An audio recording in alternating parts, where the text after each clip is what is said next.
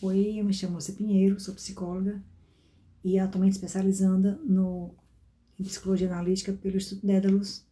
E hoje nós vamos iniciar o nosso 12º vídeo, na continuidade da leitura do livro da Toni Wolff, Fundamentos da Psicologia Complexa. A tipologia destaca inicialmente as formas psicológicas fundamentais da atitude. A atitude é uma espécie de aparato psicológico de adaptação, com o qual o indivíduo reage e se confronta consciente e inconscientemente com as exigências da vida. O tipo de atitude caracteriza a postura psicológica e a disposição energética da consciência. Como nossa consciência está voltada para o mundo externo objetivo, a direção da energia psíquica, ou seja, a relação direta ou indireta do indivíduo com o mundo externo, é determinada pelo objeto. Objeto, na psicologia ocidental, é o termo genérico para conteúdos do ambiente empírico ou espiritual. Subjetivamente, refere-se ao indivíduo psicológico, incluindo o mundo psíquico interno objetivo.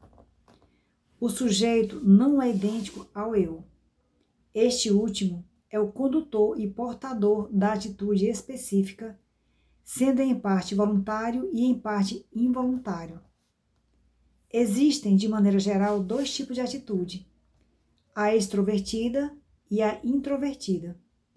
Na primeira, a energia psíquica é direcionada direta e imediatamente ao objeto externo. A atitude introvertida, por outro lado, é caracterizada por uma relação indireta que, no final das contas, é determinada por fatores subjetivos. Neste ponto, é impossível oferecer mais do que um esboço esquemático da problemática tipológica. Para aprofundar, seriam necessárias descrições mais detalhadas e casuísticas. No entanto, ao mencionar os tipos psicológicos, deve-se dar a maior ênfase à autonomia da psique. O tipo psicológico, resultado da atitude e função dominantes, e é a manifestação de uma categoria estrutural da consciência que se abstrai dos conteúdos específicos e das características individuais. Estes estão naturalmente associados a ele e formam um material que é moldado pela estrutura de forma típica. Aí ele se reporta uma nota de rodapé. A diferença estrutural ou contraste tipológico é mais visível quando dois indivíduos de tipos diferentes lidam com o mesmo objeto. Veja especialmente o capítulo 1 dos tipos psicológicos. O problema dos tipos da história intelectual da Antiguidade e da Idade Média. Assim, a tipologia pode ser considerada uma morfologia psicológica da consciência. O tipo psicológico é, por assim dizer, o esqueleto que predetermina e modifica a postura específica em relação ao material dos conteúdos de experiência. Aí ele se reporta uma nota de rodapé. A determinação do hábito de reação deve, nesse sentido, atingir o alvo, na medida em que esse hábito é, de certa forma, o ponto central de troca, a partir do qual, por um lado, a ação externa é regulada e, por outro lado, a experiência específica é moldada. Aqui isso foi apresentado na palestra em 1928, publicado em 1933 e publicado também nas obras completas no volume 6, que são os tipos, é de onde tem as definições, volume 6. O capítulo 7, o problema das atitudes típicas na estética, que é o parágrafo de 915 a 959.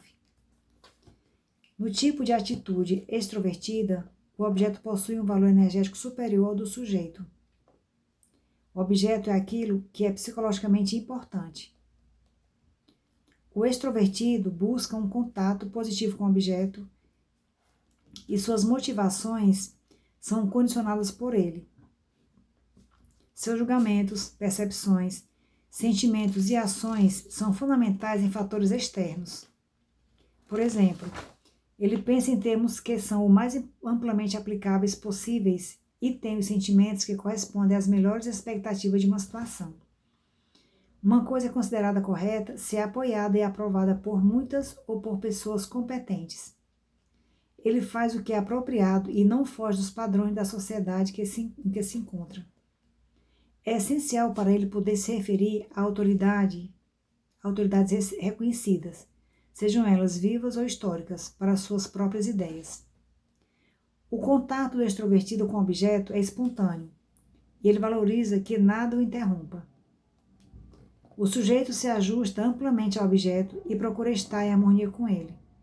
Por isso, tudo que não se encaixa, especialmente os fatores subjetivos, mas também tudo que é incomum, inesperado e não universalmente válido, é excluído, ignorado e reprimido. Isso é possível por um longo tempo, pois os fatores subjetivos têm uma baixa carga energética. Eles praticamente não existem. São avaliados negativamente, pois tudo positivo reside na relação com o objeto. Os fatores subjetivos permanecem relativamente inconscientes, o que leva ao risco de o extrovertido ter muito mais relações objetivas do que pode lidar, resultando não apenas em certa superficialidade das relações com os objetos, mas também em um esmaecimento ou desaparecimento do sujeito como personalidade nos objetos. Esse estado extremo leva a uma tensão oposta aos fatores inconscientes, que em algum momento entrarão automaticamente na consciência. A atitude do inconsciente é em si oposta à consciência. O inconsciente do extrovertido é introvertido, embora, devido à inconsciência, se manifeste de forma indiferenciada e compulsiva ou instintiva. Quando o comportamento inconsciente rompe, os fatores subjetivos se impõem com força. Um exemplo disso é visto quando o indivíduo, que antes vivia de forma positiva e em sintonia com o mundo, transforma-se temporária ou permanentemente em um ser egocêntrico, crítico e resmungão, cheio de desconfiança e suspeitando de tudo e de todos. Ele se sente mal compreendido e isolado, percebendo hostilidade por toda parte. A transição automática da postura consciente para a oposta, inconsciente, é frequentemente reconhecida pelo fato de que os próprios lados negativos são observados no objeto, geralmente no objeto de tipo introvertido, e projetados sobre ele, o que leva a discussões extremamente desagradáveis, injustas e improdutivas. No tipo de atitude introvertido, tudo é exatamente o oposto. Os fatores subjetivos são mais energeticamente eficazes e, portanto, o sujeito é o psicologicamente importante. A atitude do introvertido em relação ao objeto parece hesitante, se não até rejeitadora. É como se ele temesse ser excessivamente influenciado pelo objeto. Assim, ele tende a minimizar o impacto e a influência do objeto, impondo-lhe suas próprias condições subjetivas, seja por meio de concepções sobre o objeto ou através de domínio real sobre ele. Em qualquer caso, ele estabelece uma relação com o objeto através da percepção subjetiva, e o contato com o objeto é indireto. Todo o peso e valor estão nos fatores subjetivos. O objeto é relevante apenas na medida em que desencadeia esses fatores. A ênfase está nos pensamentos, sentimentos e percepções subjetivas que o objeto provoca.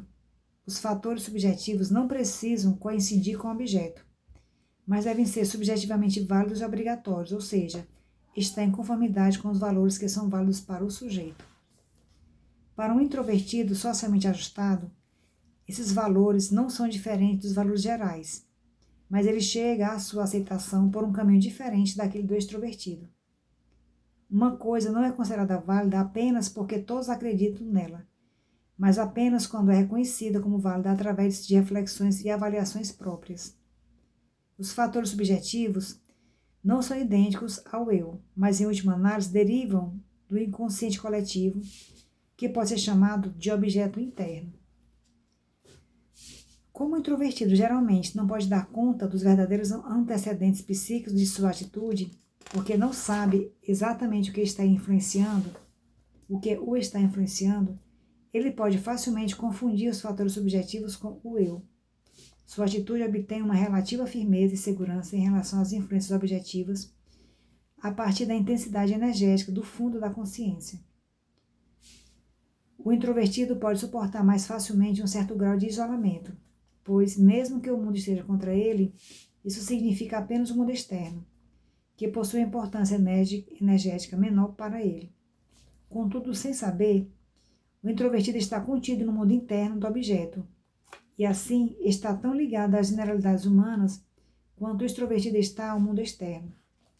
No entanto, ele enfrenta o mesmo risco de dissolução que o extrovertido enfrenta no mundo externo, o que novamente pode levar à supervalorização do complexo do eu.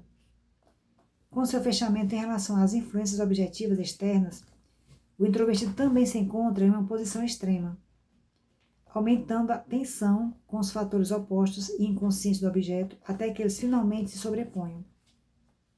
Quando o tipo introvertido experimenta uma antinomia inconsciente, ele se torna, de certa forma, um extrovertido inferior. O objeto externo, então, ganha uma importância exagerada para ele. No entanto, não ocorre uma apreensão objetiva em uma relação com ele.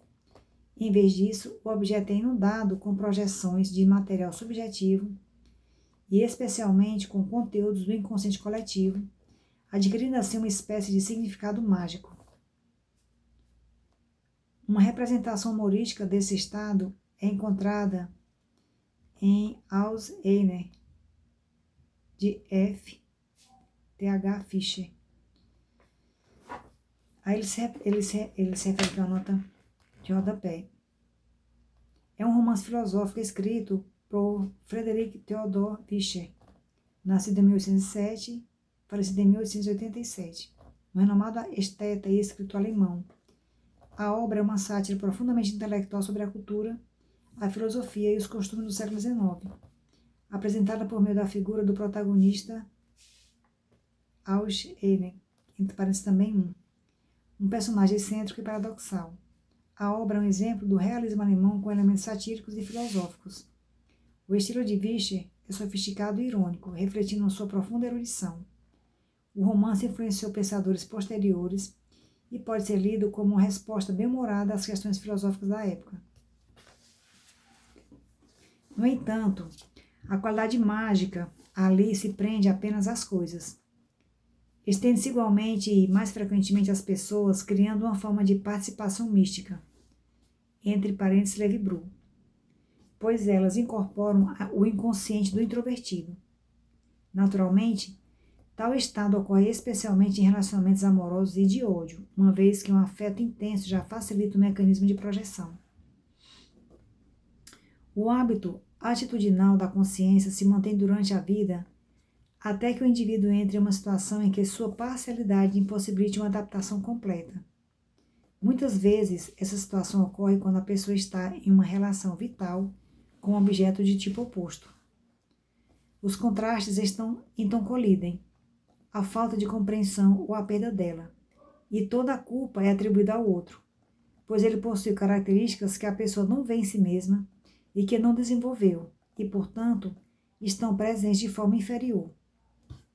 Frequentemente, a oposição de tipos é a verdadeira razão psicológica para problemas conjugais, dificuldades entre pais e filhos, atritos em relacionamentos amistosos ou profissionais e até mesmo diferenças sociais e políticas. Tudo que é inconsciente na própria psique aparece projetado sobre o objeto, e enquanto o conteúdo projetado não for reconhecido em si mesmo, o objeto se torna o bode expiatório. A tarefa moral seria sustentar a oposição em si mesma, pois ela está estruturalmente sempre presente. Através da sua aceitação consciente e desenvolvimento, o indivíduo não apenas alcançaria o equilíbrio pessoal, mas também entenderia melhor o objeto. Toda parcialidade na atitude, quando se torna extrema, já possui sua compensação no inconsciente, que se impõe cada vez mais à consciência na forma de ativação e intensificação do princípio oposto. O princípio inconsciente oposto é inicialmente tentado a ser suprimido por não estar em conformidade com a atitude habitual e pela falta de forma de percepção para sua assimilação. No entanto, isso intensifica sua projeção sobre o objeto. O extrovertido então se ajusta ainda mais ao objeto e se torna completamente inconsciente de si mesmo, ao mesmo tempo em que busca inconscientemente realizar suas tendências subjetivas não realizadas através do objeto, utilizando-o para fins egoístas.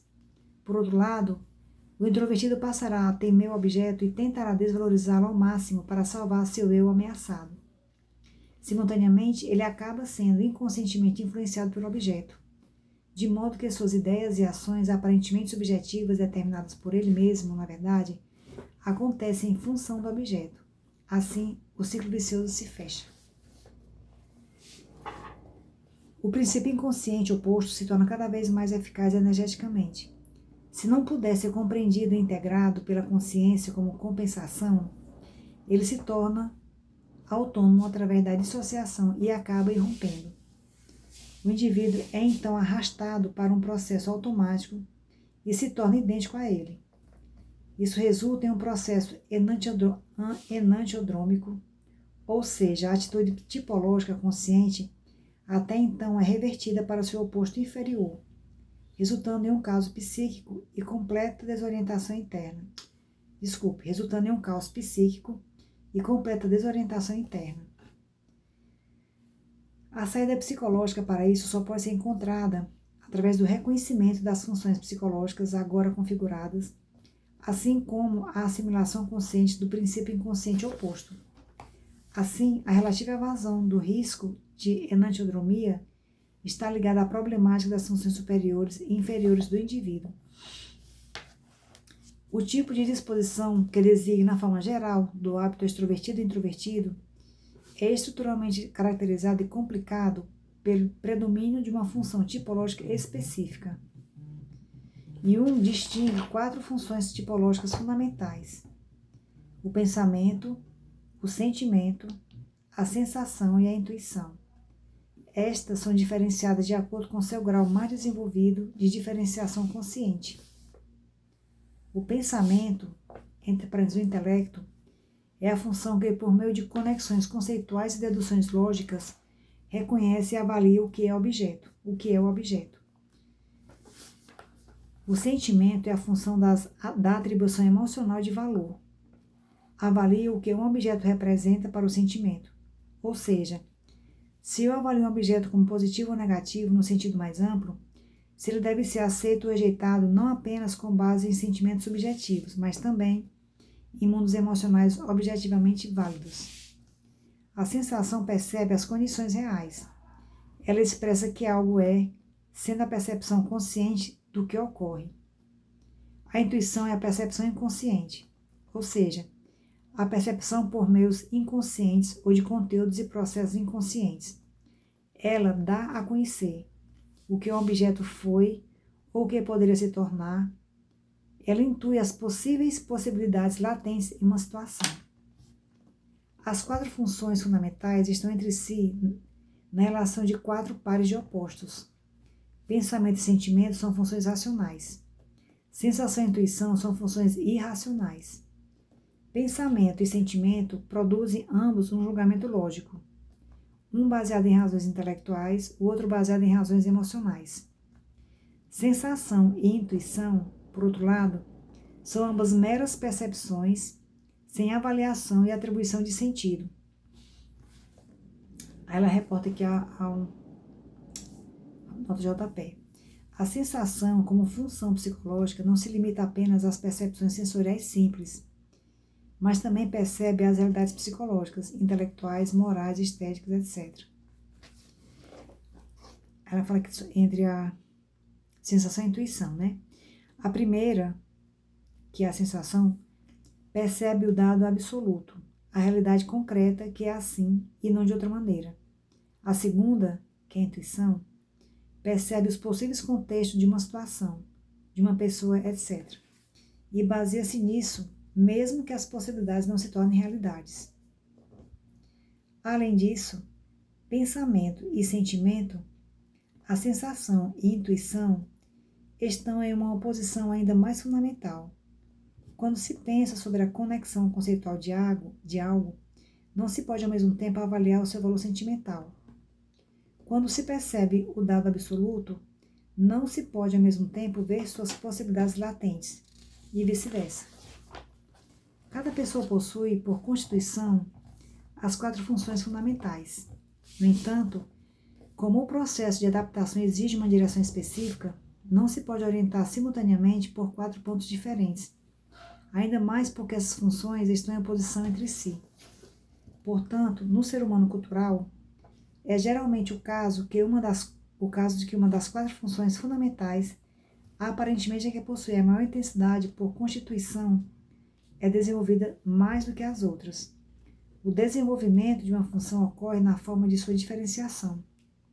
A diferenciação da função principal significa a sua distinção, sua elevação em relação às outras, a exclusão de componentes que não lhe pertencem. Cada vez mais, as qualidades específicas da função principal em questão são enfatizadas e desenvolvidas, tornando-a a função de adaptação dominante, que dá à disposição consciente direção e qualidade. Ela pode ser usada ou não, dependendo da intenção e vontade. As outras, por outro lado, são excluídas de uma intervenção determinante. A função diferenciada é, assim, em todos os aspectos, a função superior. Aí ela faz referência ao nota de rodapé sobre a empatia dos tipos funcionais, vê o capítulo Descrição Geral dos tipos psicológicos, que é o volume 6.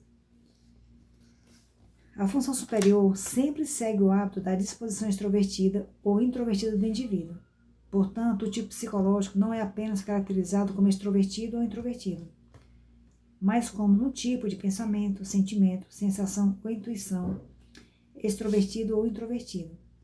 Assim, teoricamente, existem 8 tipos psicológicos que, na prática, muitas vezes são difíceis de determinar e nem sempre aparecem em forma pura, pois a função superior frequentemente se mistura com a função auxiliar, que é a segunda em importância ou estabelece uma conexão com ela. A função auxiliar também é relativamente diferenciada e direcionada, ou seja, é distinta das 2 funções restantes. No entanto, ela não é determinante, mas segue a orientação da função superior. Qual função se associa à função dominante depende da estrutura básica do indivíduo e, portanto, da lei psicológica da sequência. Uma função principal racional pode ter uma função irracional como secundária, mas nunca uma que seja fundamentalmente oposta à função superior. Pode haver casos em que a função principal e a secundária são aproximadamente igualmente decisivas e colaboram de tal forma que um tipo misto é formado, como o pensador especulativo, o tipo afetivo com forte influência da sensação, o intuitivo emocional ou o tipo sensorial intelectual, entre aspas, o empirista, o pragmático científico. Em qualquer caso, a disposição é extrovertida ou introvertida. Um tipo puro de pensamento introvertido seria, por exemplo, Kant, enquanto Nietzsche, em seus trabalhos mais antigos, seria um tipo introvertido intelectual e intuitivo. Mais tarde, especialmente em Assim Falou Zaratustra, a intuição introvertida aparece como muito superior ao pensamento. As 2 funções restantes não são de forma alguma tão diferenciadas. Embora possam ter uma intensidade energética significativa e, portanto, imponham seu consciente de forma perturbadora, como funções, elas não são diferenciadas e, portanto, estão em um estado arcaico. Elas estão não apenas misturadas entre si, mas, especialmente a 4ª função, também contaminadas com conteúdos do inconsciente pessoal e coletivo. Por isso, contém adições concretistas e fantásticas que correspondem a um nível inferior ao das funções superiores. São mais infantis ou primitivas. Por essas razões, são chamadas de funções inferiores. As 2 funções não diferenciadas ou inferiores, especialmente a 4ª, são ainda caracterizadas pelo fato de que não podem ser controladas pela vontade. Elas têm um caráter autônomo, sua operação é arbitrária e elas não funcionam no momento certo, por exemplo, exatamente quando são necessárias. Em vez disso, impõem-se quando a situação não é adequada. Elas não estão associadas à consciência do eu, mas atuam como corpos estranhos vindos do inconsciente. Sua contaminação com o inconsciente coletivo também faz com que sejam dominadas pela disposição oposta ao consciente. Se a consciência é extrovertida, as funções inferiores seguem o mecanismo introvertido e vice-versa. Para não ser sobrecarregado pelas funções inferiores e pela disposição oposta implicada, é necessário passar da função superior para a função auxiliar e, em seguida, distinguir progressivamente a 3ª e a 4ª funções. tanto entre si quanto da influência do material do inconsciente coletivo, o que só é possível com um forte empenho das funções superiores que mantêm a realidade consciente. A relação entre as 4 funções básicas resulta em uma ordem regulamentar na estrutura da psicologia individual. As funções que estão em oposição umas às outras nunca se conectam à função superior e à função auxiliar. Portanto, se, por exemplo, o sentimento é a função superior, então a sensação ou a intuição será a função auxiliar, nunca o pensamento, que será a função inferior. Da mesma forma, assim como as 2 funções racionais se excluem mutuamente, as funções irracionais, como funções diferenciadas, também se excluem. Um tipo sensorial pode ter como função auxiliar o sentimento ou o pensamento, mas nunca a intuição, que neste caso se torna a função inferior, assim como a sensação se torna a função inferior quando a intuição é dominante na consciência. As funções racionais e irracionais, portanto, estão em completo contraste entre si. Esse contraste entre as funções e a disposição consciente e inconsciente geralmente se manifesta no indivíduo apenas na segunda metade da vida, sendo exatamente o problema com o qual uma mudança na psicologia nesse estágio de vida se anuncia. A primeira metade da vida é marcada pela necessidade de enfrentar as tarefas relativas à realidade externa, para o que é necessária a diferenciação e a isolação das funções que se adequam melhor individualmente. Com a assimilação e a diferenciação relativa das funções inconscientes e, portanto, inferiores, torna-se necessária uma orientação para o interior, cujo objetivo é o desenvolvimento da personalidade total e a relação com a realidade psíquica. A problemática do contraste tipológico é frequentemente o verdadeiro motivo de uma neurose para pessoas adaptadas ao exterior. Embora inconsciente, é o problema que desempenha o papel mais importante no início da análise psicológica.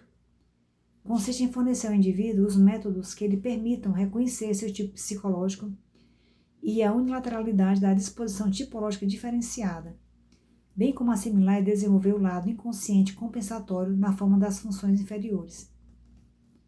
Não é raro que uma pessoa, geralmente devido a influências diretas ou indiretas do ambiente precoce, não viva o tipo que lhe corresponde e desenvolva uma disposição e uma função que não são próprias para ela, o que impede sua melhor adaptação e desenvolvimento. A tarefa imediata para o indivíduo é reconhecer e diferenciar seu verdadeiro tipo, ou, em outras palavras, viver de acordo com ele. Em tal caso, a compensação da disposição consciente pela incorporação do lado oposto naturalmente se desloca para o momento posterior, isto é, até que o indivíduo tenha resolvido as tarefas da realidade externa que correspondem à sua função superior. A transição da disposição consciente para o inconsciente não pode ser feita arbitrariamente. A lei da sequência das funções é autônoma e a transição para o lado inconsciente só pode ser feita quando a consciência está firmemente ancorada na realidade. O tipo de disposição e função psicológica desempenha um papel tão decisivo na estrutura da consciência que parece surpreendentemente quando não é reconhecido pelo próprio indivíduo. Isso acontece não apenas quando um tipo incorreto é vivido, mas é a norma. Mesmo na pesquisa psicológica individual, não é de forma alguma evidente que o hábito tipológico seja imediatamente reconhecido. Pelo contrário, ele geralmente só é delimitado após um conhecimento minucioso de todas as ações e reações individuais. E mesmo assim, ainda precisa ser verificado se a hipótese se confirma. Além dos tipos mistos e daqueles indivíduos que seguem uma disposição ou função que não lhes é adequada, há uma complicação adicional na compreensão do hábito tipológico e de todas as suas implicações e dificuldades, especialmente para aqueles que estão estruturalmente mais relacionados com o inconsciente do que é habitual, como, por exemplo, indivíduos criativos e artísticos. Aqui, o tipo psicológico é frequentemente difícil de determinar, porque a força criativa ou a produtividade artística estão sempre em contato especial com o inconsciente e afetam a consciência apenas de forma mais ou menos significativa. Também pode ocorrer que um artista, como pessoa, seja do tipo extrovertido, mas como criador, seja do tipo introvertido, e vice-versa. Além disso, a função criativa não se enquadra nas 4 funções tipológicas básicas. sendo uma categoria por si só. Portanto, ela é apenas relativamente influenciada pela estrutura tipológica. Por exemplo, na obra de Schiller, a psicologia como obra de um pensador introvertido é visível em suas criações, enquanto para uma natureza essencialmente poética como Goethe, é difícil demonstrar qual função tipológica predomina no processo criativo. No entanto, é claro que Goethe, como pessoa, era do tipo extrovertido e que na sua juventude a função emocional predominava, enquanto em sua velhice a função do pensamento era mais proeminente. Abre parênteses, na medida em que, com sua posterior reserva, ele mantinha alguma visão de sua psicologia. Fecha parênteses. Um processo de reversão que não segue a sequência usual só pode ser explicado pela essencial natureza artística de Goethe. A direção energética extrovertida e introvertida também se manifesta em fases ou estados. No entanto, esses não precisam ser idênticos ao fluxo enantiodrômico do princípio oposto do inconsciente. Mesmo quando este está relativamente assimilado, um estado oposto à disposição consciente pode ser gestado gradualmente, sendo que a consciência deve então acolher e acompanhar esse estado. Antes de uma decisão importante, uma dificuldade ou conflito durante a incubação e desenvolvimento de um processo criativo, a energia psíquica não está completamente disponível para a consciência, mas está introvertida, isto é, confinada ao inconsciente. Ela está ocupada com certos conteúdos que só serão ativados e chegarão à consciência após algum tempo. Esses conteúdos ainda carregarão elementos de sua origem e terão uma natureza fantasiosa. Portanto, é necessário um processo consciente de extroversão para traduzi-los em uma linguagem adequada à consciência. Da mesma forma, uma motivação que é apenas parcialmente visível para a consciência pode levar ao desenvolvimento de uma fase extrovertida, que não precisa ser caracterizada pelo sentimento de abraçai-vos milhões, mas pode manifestar-se também em uma atividade racional que pode surpreender os outros ou até mesmo o próprio indivíduo. Historicamente, por exemplo, a época das descobertas e do renascimento é considerada uma fase extrovertida da história ocidental, na qual a expansão para novos continentes e a consideração da natureza até então não explorada se estenderam. Nós terminamos aqui esse capítulo da psicologia e estrutura da consciência, e no 13º vídeo nós vamos falar sobre a psicologia e a fenomenologia do inconsciente. A gente se vê.